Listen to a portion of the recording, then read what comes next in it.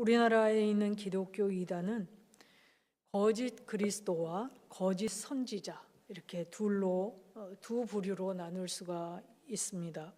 이 중에서 거짓 그리스도는 자신을 보혜사다, 재림주다, 이긴 자다 이런 식으로 신격화하는 사람들입니다.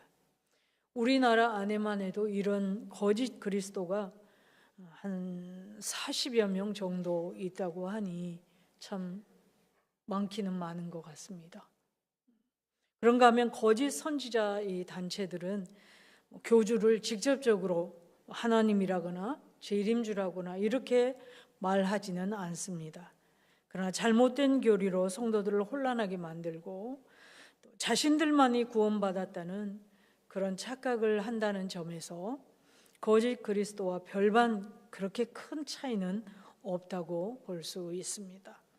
그런데 무엇보다 안타까운 것은 이 이단에 빠진 대부분의 사람들이 기존 이 기성교회, 정통교회에서 참 충성하고 봉사하던 그런 교인들이 거기에 빠져서 열중하고 있다는 것, 이것이 참 안타깝고 어떤 면에서는 참 답답하기도 하고 그렇습니다. 지금도 많은 사람들이 이단에 빠진 자녀 때문에 또는 부모 때문에 혹은 배우자 때문에 가슴을 치고 안타깝고 정말 절망적인 그런 아픔을 겪고 있습니다. 여러분, 왜 이렇게 많은 사람들이 이단에 빠지게 될까요? 가장 먼저는 분명한 진리의 교리를 모르기 때문입니다. 그리고 또 한 가지는 이단에 빠지게 되면 삶이 얼마나 파괴되는지를 잘 알지 못해서 그렇습니다. 그만큼 여러분 진리를 아는 것, 이단의 그 속성에 대해서 아는 것이 중요하다는 이야기이기도 합니다. 그래서 우리는 성경의 내용들을 잘 정리해 놓은 교리를 배우는 것이 매우 중요하고, 그리고 성경의 한 부분만이 아니라 성경을 전체적으로 체계적으로 배우는 것이 참 중요하다는 것을 우리는 기억해야 합니다. 그래서 창세기부터 시작해서 요한계시록까지 그 흐름 속에서 하나님이 우리에게 무엇을 말씀하시는지, 우리를 향한 하나님의 사랑이 어떠한지를 알아간다면 그렇게 쉽게 이단에 빠지지는 않을 것입니다. 그래서 우리는 열심을 품고 성경을 배우고 교리에 대해서도 배워서 우리의 신앙을 정립해 놓는 것은 엄청난 은혜이고 기회라는 것을 기억하면서 우리 교회에서 실시하고 있는 여러 성경 프로그램뿐만 아니라 이런 수요 예배라든지 성경 공부 모임들을 여러분이 소중하게 생각하고 적극적으로 참여하시면 참 좋겠습니다. 오늘은 이제 구원파에 대해서 보려고 합니다. 여러분 많이 들어보셨을 것이고 그들의 실체에 대해서 조금 이야기하다 보면 그리고 우리나라에 얼마나 이들이 끼친 그 악영향이 큰지를 아시게 될 것입니다. 이 구원파에 대해서는 이단으로 이미 우리 기성교회 정통교회에서 오래전부터 규정을 하고 있습니다. 성결교단에서는 1985년에 이단으로 규정을 했고, 예장고신에서는 1991년에, 예장통합에서는 1992년, 예장합동에서는 2008년에 이미 이단으로 규정을 하고 성도들이 여기에 현혹되지 않도록 교회들에서 많이 가르침을 주고 있습니다. 이 구원파의 시작을 우리가 살펴보면 미국 선교사인 딕 욕이라는 선교사하고 네덜란드의 길기수라고 하는 선교사에게 영향을 받은 권신찬 씨가 1961년에 대구에서 이름만 들어도 여러분 잘 아실 유병헌 씨하고 함께 활동을 시작을 했습니다. 여러분 권신찬 씨 들어보셨죠? 잘못 들어보셨나요? 구원파의 시작입니다. 그리고 그와 함께 손을 잡고 일을 한 사람이 유병헌 씨입니다. 들어보셨죠? 어디서 들어보셨습니까? 세월호 사건 때 많이 듣지 않으셨습니까? 거기가 이제 관련되어 있는 것이죠. 그래서 이 구원파는 처음에는 그렇게 시작했지만 이제 시간이 지나면서 세 개의 이렇게 줄로 나뉘어졌습니다. 그래서 세 개로 나뉘어져서 활동을 하는데, 먼저는 유병헌과 권신찬 계열입니다. 이 사람들은 기독교 복음 침례라는 이름으로 활동을 하고, 이 요한 계열은 대한예수교 침례회라는 이름으로, 그리고 여러분 많이 들어보셨을 박옥수 씨는 기쁜 소식 선교회라는 이름으로 활동을 하고 있습니다. 이들의 주요 교리와 주장을 잠시 살펴보자면, 구원론에 대해서 아주 중요한데요. 구원파라는 이름이 그들에게 붙여진 이유가 구원론에 있어서 지나치게 잘못된 주장들을 하고 있어서 그렇습니다. 여러분, 이 사람들은 이 교회 다니는 성도들에게 질문을 합니다. 무엇이라고 질문을 하냐면, 당신 구원 받았습니까? 여러분 구원 받으셨습니까? 네. 구원의 확신이 있으십니까? 네, 그 다음 질문이 중요합니다. 언제, 몇 년, 몇 월, 며칠, 몇 시에 구원 받았습니까? 여러분 몇 년, 몇 월, 며칠, 몇 시에 구원 받으셨습니까? 모르시군요. 그러면 당신은 구원 받은 게 아닙니다. 그러면 이제 혼동이 생기는 거예요. 이게 무슨 소리야? 그 다음에 또 질문이 있습니다. 여러분 죄인입니까? 의인입니까? 여러분 죄인이세요? 의인이세요? 죄인이시라고요? 구원 못 받으셨네요. 이 사람들이 이 구원파에서 하는 이 질문이 이렇게 이어집니다. 구원 받았냐? 받았다. 몇 년, 몇 월, 몇 시에 어디서 받았냐? 어떻게 받았냐? 구원 받았다면 당신은 죄인입니까? 의인입니까? 여러분, 이런 식으로 질문을 해서 내가 수십 년을 예수 믿었는데 나 잘 모르겠다. 그러면 이제 자신들의 교리를 가지고 와서 말하기 시작하고 미혹을 해가는 것이죠. 봐라, 니 지금까지 다녀봤자 아무 소용없지 않냐. 이 구원에 대해서 그들은 무엇을 강조하냐면 깨달음에 의한 구원을 강조합니다. 구원파라고 부르는 이유도 바로 이 구원에 대한 깨달음을 중요한 교리로 삼고 있기 때문에 그렇게 이름이 붙여졌는데, 권신찬은 죄사함을 깨닫고 라고 말하고, 유병헌 씨는 복음을 깨닫고, 이요한 씨는 중생을 체험하고, 박옥수 씨는 거듭난 체험을 말합니다. 다 같은 뜻인데 이제 표현만 다르게 하는 거예요.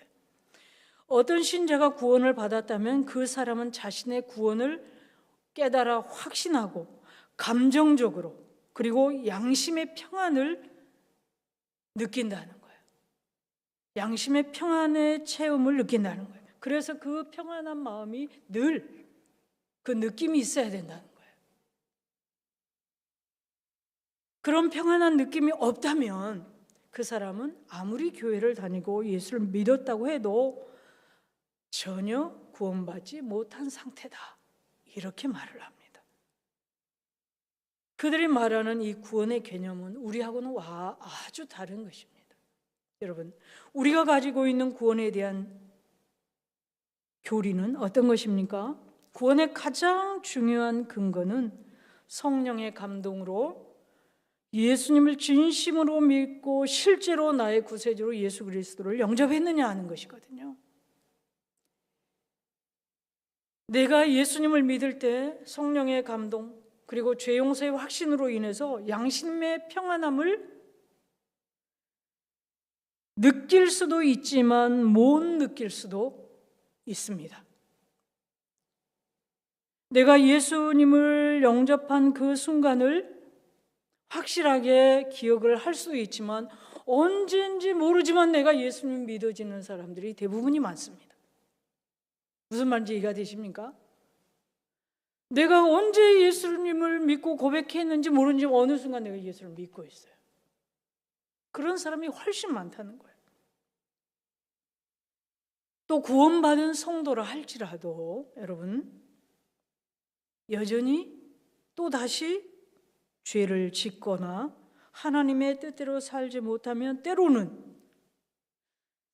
내가 구원을 받았나? 그리고 죄 때문에 죄책감으로 평안이 상실될 수도 있습니다. 그렇다고 해서 여러분 구원받은 예수 믿는 그 믿음으로 인해서 구원받은 그 사실이 취소되거나 흔들리지 않습니다.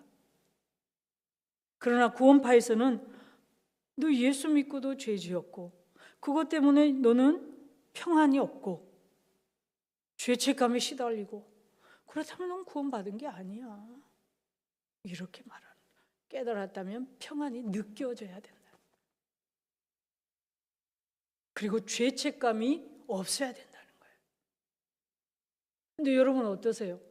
여러분 구원 받으셨다고 분명히 말씀하셨습니다. 여러분 죄 안 지으세요? 예수 믿은 이후로 죄 안 지으셨어요? 아무도 대답을 안 하시는 거 보니 지었다는 건지 안 지었다는 건지 모르겠지만 제가 볼 때 분명히 지었을 겁니다. 그리고 죄 짓고 나니까 마음이 평안하시던가요? 불편하시던가요? 괴로우시던가요? 평안하시던가요? 여전히? 나 구원 받았는데. 예수님 영접할 때 회개했으면 됐지. 그 이후로 짓는 죄야 무슨 상관이 있어? 다 용서받았는데. 만약에 그런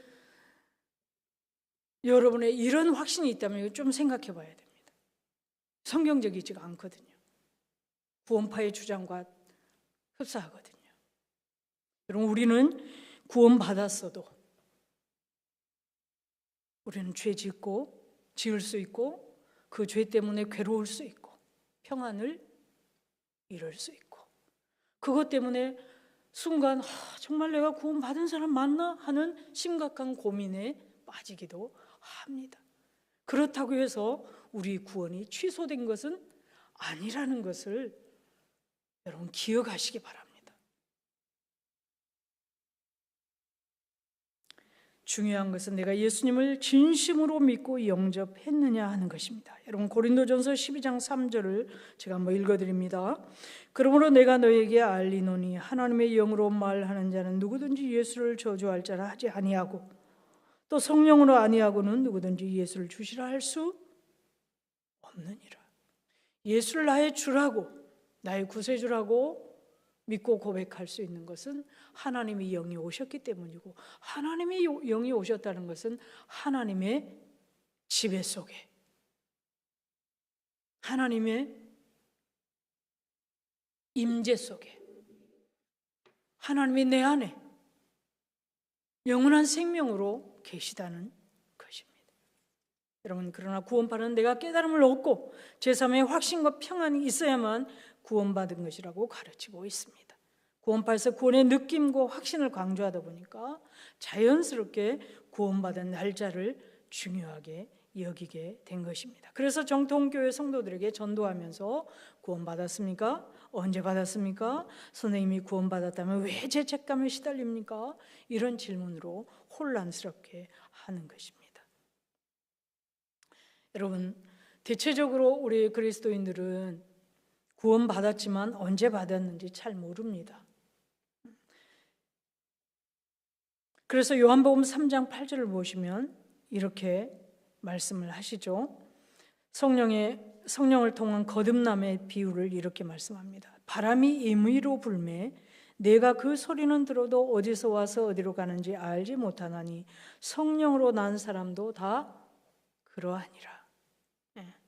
바람이 어디서 불며 어디로 가는지 우리가 정확하게 눈으로 보이지는 않지만 볼 수는 없지만 바람 소리가 나고 그 바람에 의해서 무엇인가가 흔들리는 것을 보면 바람이 부는구나 이렇게 알듯이 거듭나는 것도 그 과정이나 순간을 모를 수 있다는 것입니다. 그러나 예수님이 믿어지고 믿는 자로서 내가 어떻게 살아야 할 마땅한지를 고민하고, 그리고 죄를 지었을 때 성령의 탄식으로 인해서 내가 마음이 불편하고 그것을 버리기 위해서 내가 이러지 말아야지 하는 하나님 앞에서의 또 다른 다짐들이 일어나고 있다면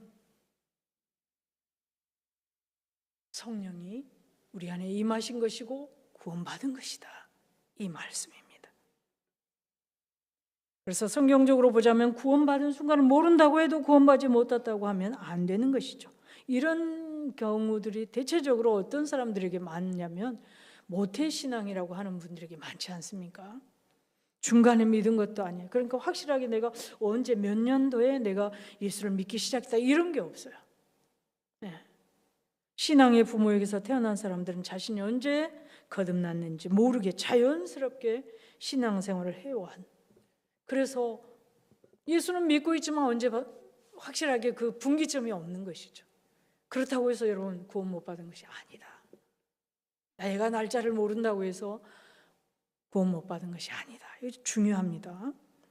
그리고 또 한 가지는 죄로 인해서 고민하고 죄책감에 시달린다고 해서 구원받지 못한 증거라고 말할 수 없다는 것입니다. 우리가 잘 아는 위대한 신앙인 다윗도 살인죄, 간음죄로 인해서 심한 죄책감과 정신적 고통에 시달린 것을 우리는 성경을 통해서 생생하게 읽고 보았습니다. 시편 32편 3절부터 4절 보면 이렇게 말씀하죠. 내가 입을 열지 아니할 때에 종일 신음함으로 내 뼈가 쇠하였도다. 주의 손이 주야로 나를 누르시오니 내 진액이 빠져서 여름 가뭄에 마름같이 되었나이다. 시편 51편 11절 12절에도 이렇게 고백합니다. 나를 주 앞에서 쫓아내지 마시며 주의 성령을 내게서 거두지 마소서. 주의 구원의 즐거움을 내게 회복시켜 주시고 자원하는 심령을 주사 나를 붙드소서. 죄로 인해서 하나님의 백성, 하나님의 자녀이지만 죄로 인해서 즐거움을 잃어버리고 평안을 잃어버린 거예요. 그래서 밤낮이 베개가 젖도록 눈물을 흘리면서 다윗이 하나님 앞에 고백하는 거예요. 여러분, 다윗이 이렇게 즐거움이 없고 죄로 인해서 고통하니 구원 못 받았다 우리가 이렇게 말할 수 있습니까? 그럴 수 없다는 것이죠.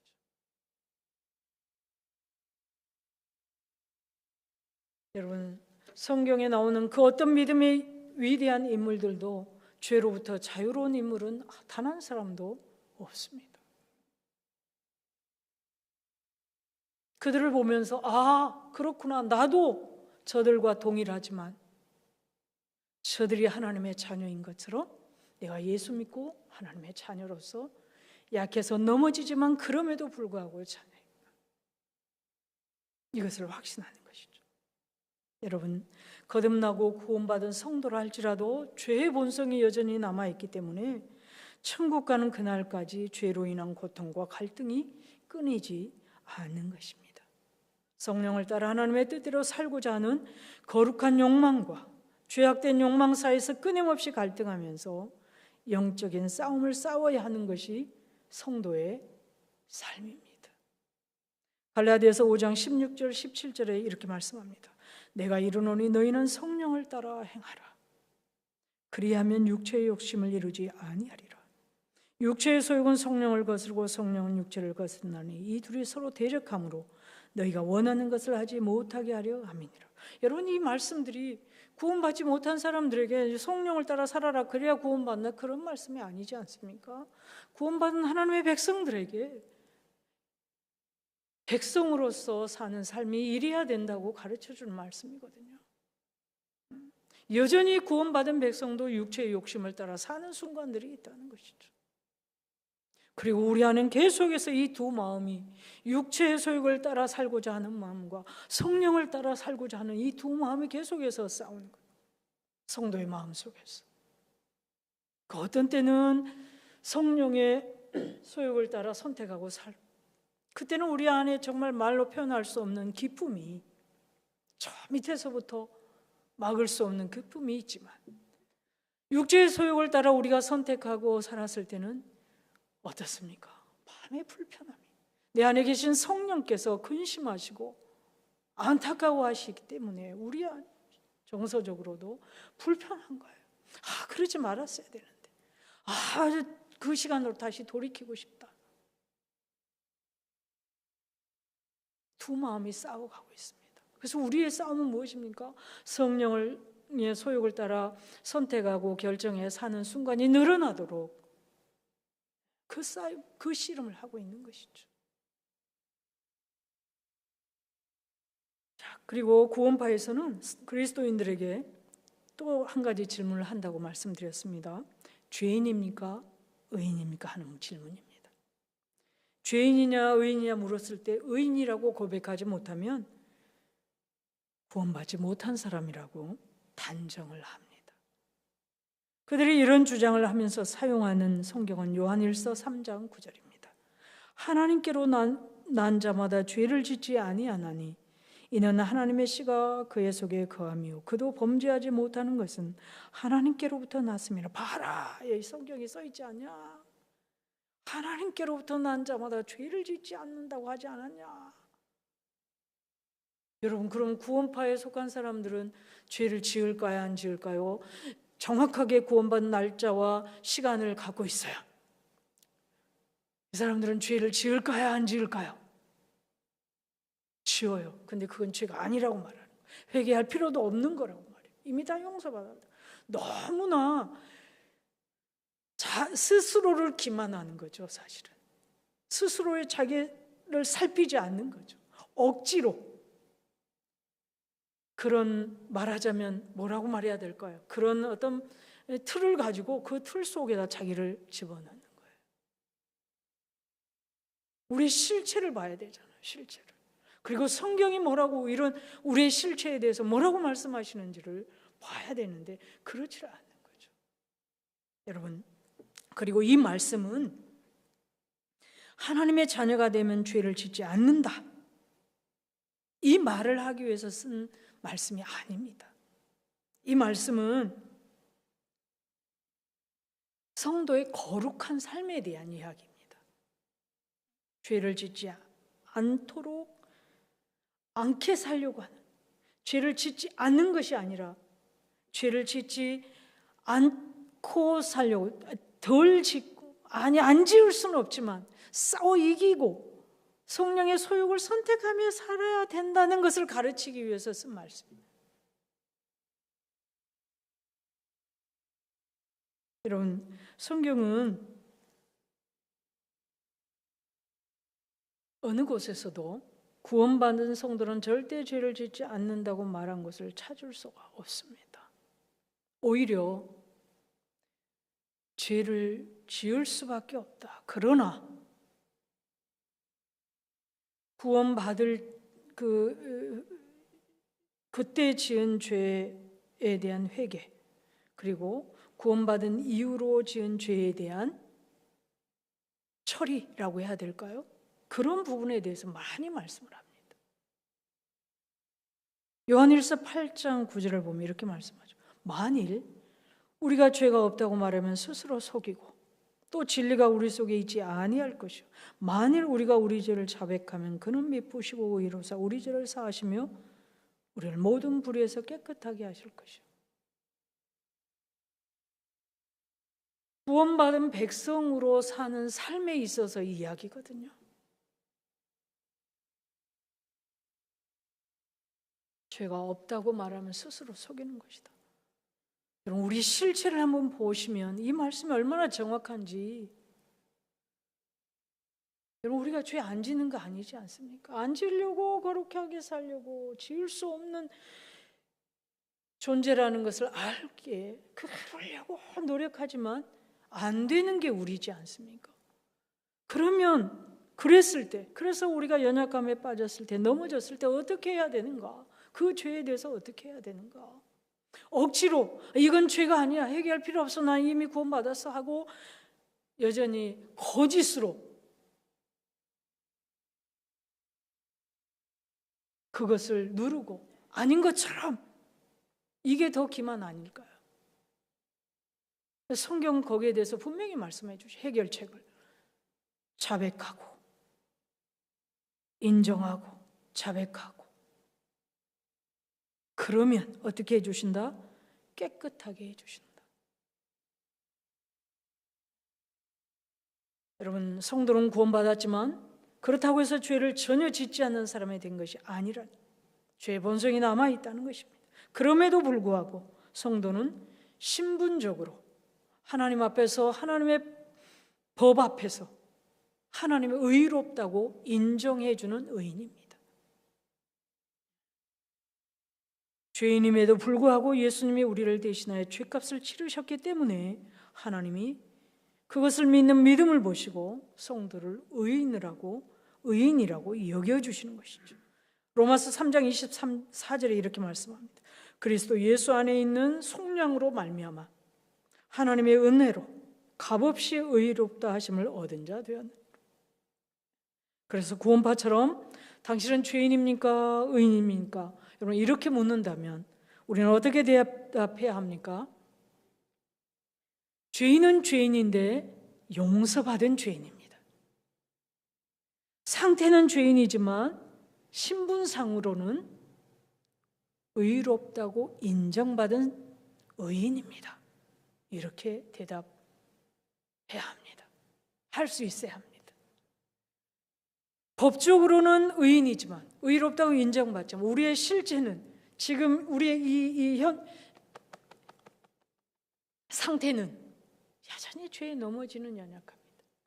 그러나 이 죄들을 회개하고 인정하고 주님께 고하면 용서받는, 하나님의 법은 우리를 뭐라고 한다고요? 의인이다.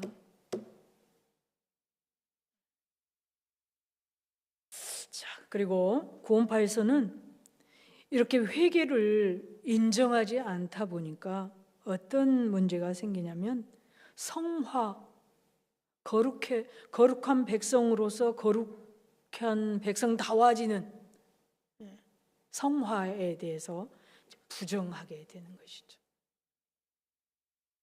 구원파에서는 예수님의 대속으로 인해서 과거, 현재, 미래 모든 죄까지 용서받았기 때문에 구원받은 후에는 반복적으로 죄에 대해서 회개할 필요가 없다, 이렇게 말합니다. 구원받을 때 한 번 하는 회개만으로 충분하다, 이렇게 말합니다. 그리고 정상적인 그리스도인들의 성화와 회개의 삶을 부정적으로 보는 것입니다. 그들은 구원을 위한 회개와 성화, 거룩해져가는 백성다운 삶 속에서 넘어지고 그것을 회개하는 이 회개를 구분하지 못하고 있습니다. 그래서 그리스도인의 거룩과 성화, 회개를 율법적으로 봅니다. 주일 성수도, 11조도, 정통교회의 여러 제도들도 다 율법적으로 봅니다. 그래서 이 율법으로 또 해방되어야 한다, 이렇게 주장을 합니다. 믿음으로 구원받고 자유를 얻었으니 이런 것에 얽매일 필요가 없다. 여러분, 율법주의란 어떤 것입니까? 이런 것들을 조건으로 해서 구원의 조건으로 보는 것이 율법주의거든요. 그들이 말하는 삶 속에서의 회개, 주일 성수, 11조, 정통교회 이런 제도들, 이런 것들을 통해서 구원 얻는다고 기성교회, 우리 정통교회에서 말한다는 거예요. 그러나 우리 정통교회에서는 절대 그렇게 말하지 않죠. 주일 성수가 어떻게 율법입니까? 이렇게 해야 구원받는다고 여러분 들으신 적 있습니까? 11조가 어떻게 율법주의 구원의 조건입니까? 교회 제도에 우리가 질서를 따라 순복하고 그 질서에 의해서 우리가 가르침을 받는 것이 어떻게 율법입니까? 그런데 구원파에서는 그렇게 주장을 하는 거예요. 다 자유로워. 그런 거 필요 없어. 그런 거야 얽매이면 안 돼. 그거 다 율법이야. 율법주의야. 거기서 나와야 돼. 기성교회에 대한, 정통교회에 대한 굉장히 왜곡해서 현혹시키는 것입니다. 어느 정통교회에서도 이런 것을 구원받은 하나님의 백성으로서의 조건이라고 말하지 않습니다.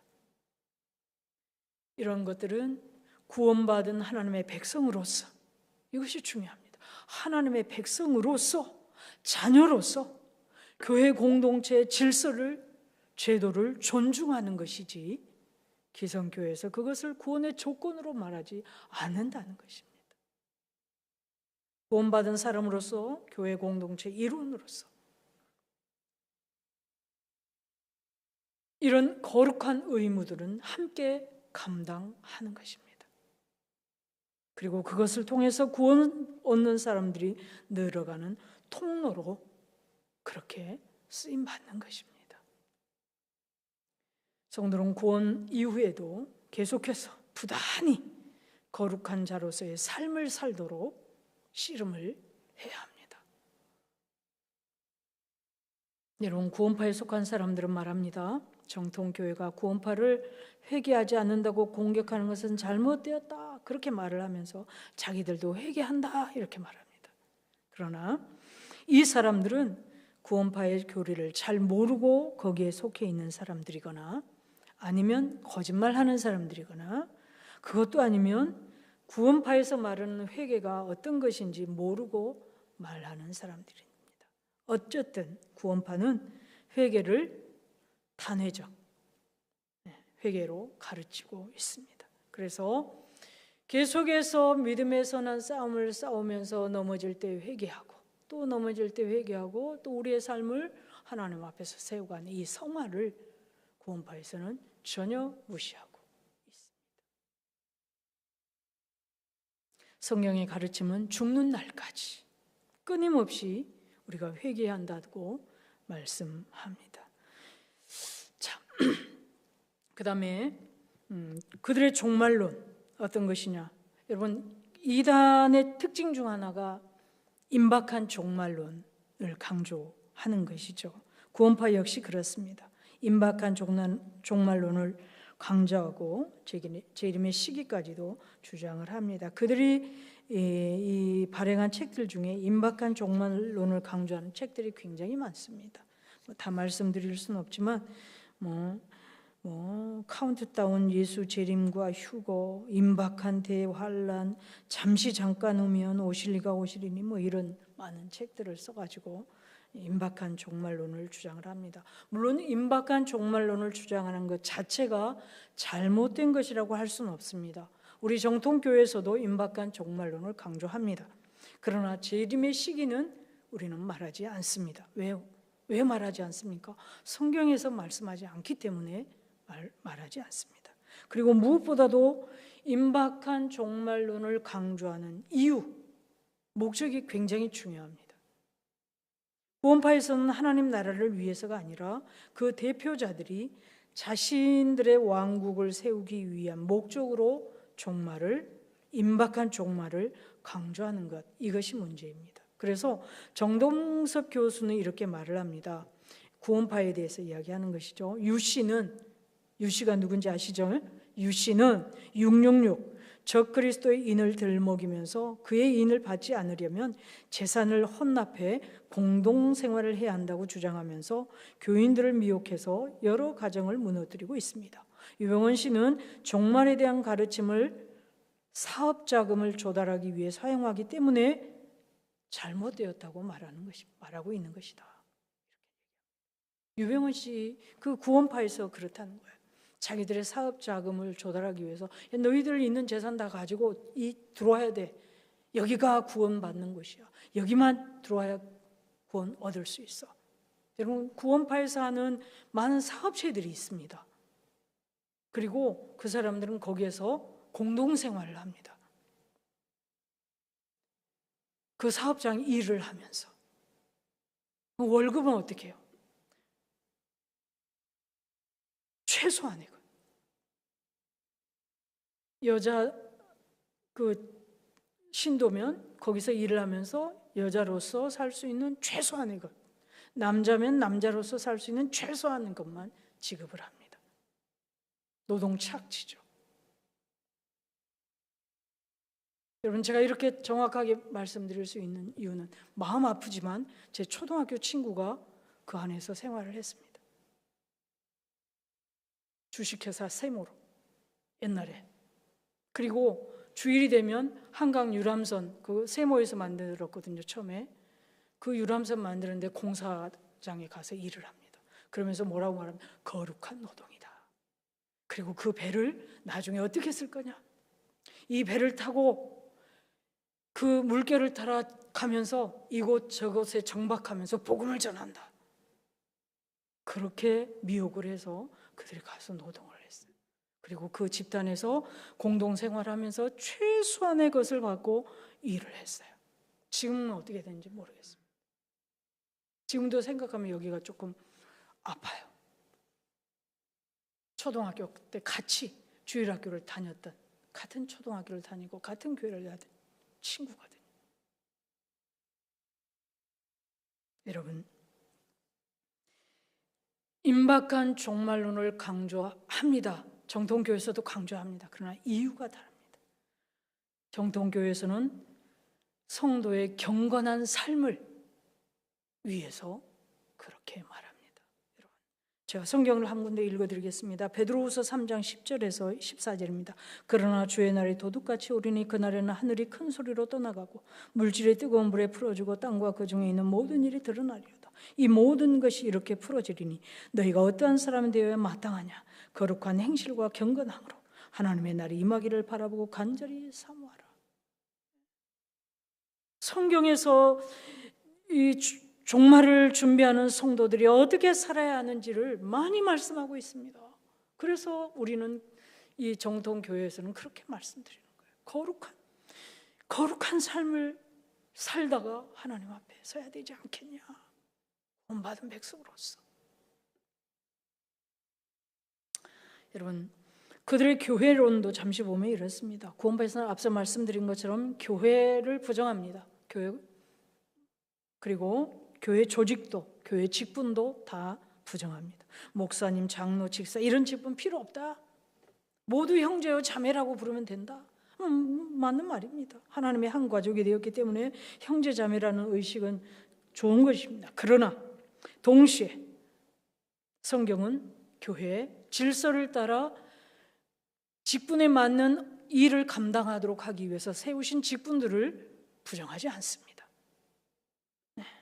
에베소 4장에 우리는 그 말씀을 명확하게 기억합니다. 어떤 사람은 사도로, 어떤 사람은 선지자로, 어떤 사람은 복음 전환자로, 어떤 사람은 목사와 교사로 세웠다. 여러분, 그들은 교회의 이런 직분을 부정하면서 자기들의 교주는 뭐라고 부를까요?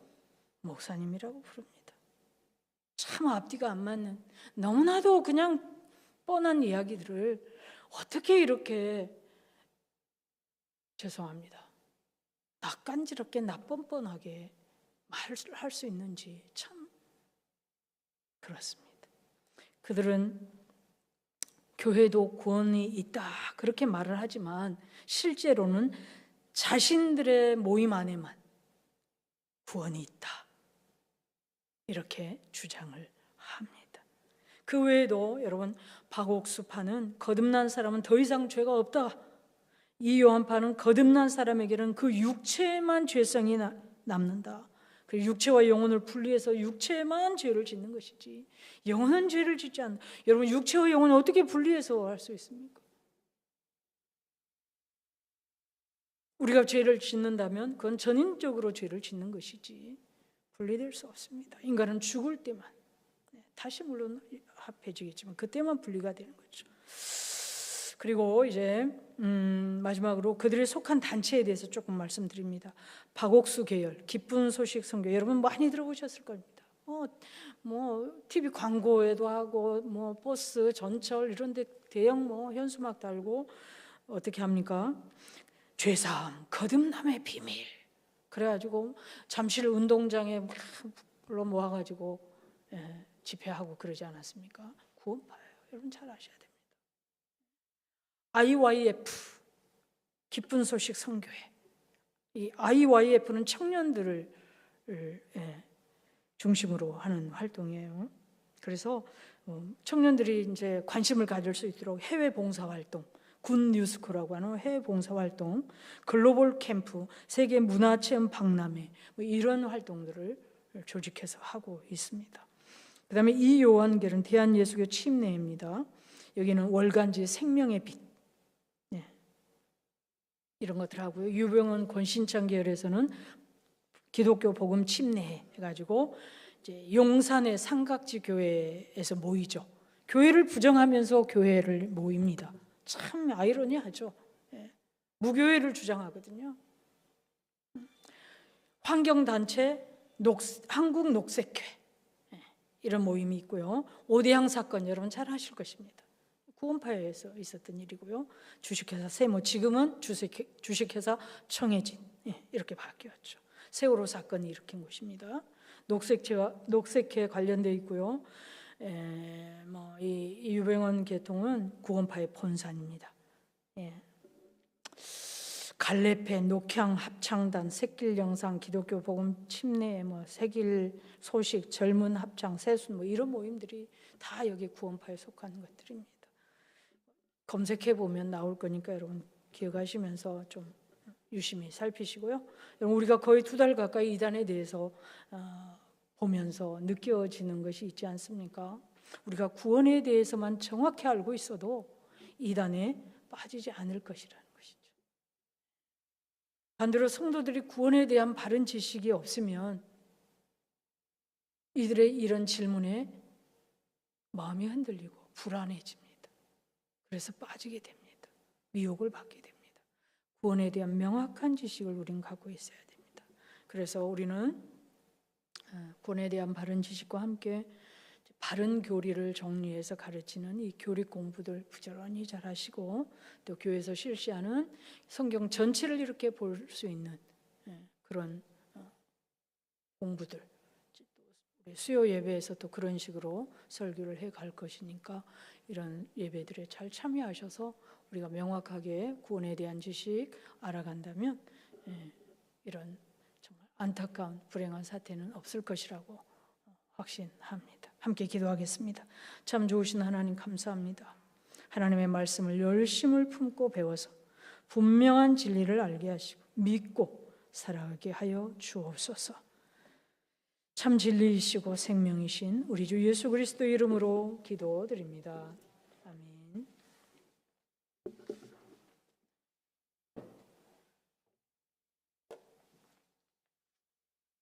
123장 찬송입니다.